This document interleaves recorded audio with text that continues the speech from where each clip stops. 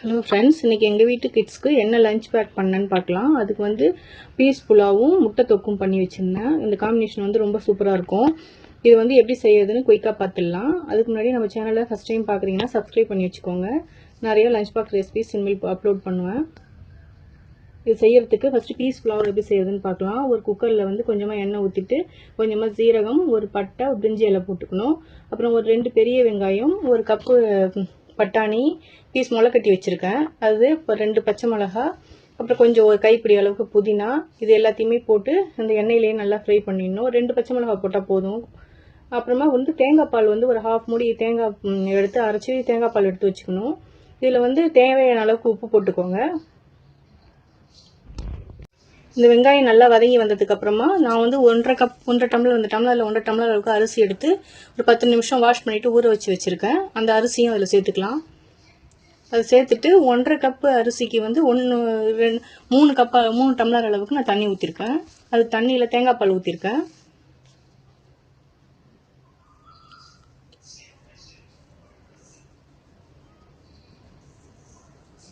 தேங்காய் பால் சேர்த்து செய்யும் போது நல்ல வாசனையாக ரொம்ப டேஸ்ட்டாகவும் இருக்கும், கிட்ஸ்க்கு நல்லது. இது வந்து 1/2 டம்ளர் கம்மியாக இருக்கிறதுனால நான் தண்ணி சேர்த்துக்கிட்டேன். இப்போ இந்த ஸ்டேஜில் வந்து நம்ம உப்பு பார்த்துக்கலாம். உப்பு கரெக்டாக இருந்துச்சுன்னா இப்போ மூடி போட்டு ஒரு 2 விசில் விட்டு எடுத்தால் போதும். அவ்வளோதான் ஃப்ரெண்ட்ஸ், நல்லா உதிரி உதிரியாக பீஸ் புலாவ் வந்து ரெடி ஆயிடுச்சு. அடுத்தது வந்து முட்டை தொக்கு எப்படி செய்யறதுன்னு பார்க்கலாம். இதுக்கு ஒரு பெரிய வெங்காயம், ஒரு தக்காளி, இதை வந்து நல்லா பேஸ்ட் பண்ணி வச்சுக்கிட்டேன். இதில் வந்து சோம்பு, ஒரு பட்டை போட்டு தாளிச்சிட்டு அதில் வந்து இந்த பேஸ்ட்டு போட்டுக்கணும்.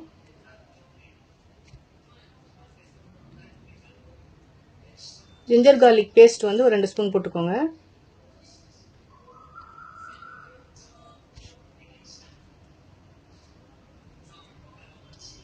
புதினா போட்டுக்கோங்க. அதுக்கப்புறம் குழம்பு மிளகாய் தூள் வந்து 1.5 ஸ்பூன் அளவுக்கு போட்டிருக்கேன். கரம் மசாலா தூள் வந்து ஒரு 1/2 ஸ்பூன் போட்டுக்கோங்க.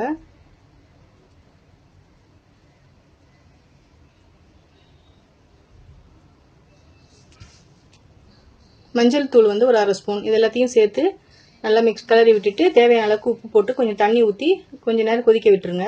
அதுக்கப்புறம் ஒரு 5 முட்டை பாயில் பண்ணி வச்சுருக்கேன். அந்த பாயில்டு எக்கை வந்து லைட்டாக கட் பண்ணி போட்டுக்கோங்க. அப்போ நல்லா உப்புலாம் ஏறி நல்லாயிருக்கும் டேஸ்ட்டு. ஹாஃபாகவும் கட் பண்ணி போடலாம், லைட்டாக கீறி விட்டும் போட்டுக்கலாம். இது கண்டிப்பாக ட்ரை பண்ணி பாருங்கள், ரொம்ப டேஸ்ட்டாக இருக்கும் இந்த ரெண்டும் சேர்த்து செய்யும் போது.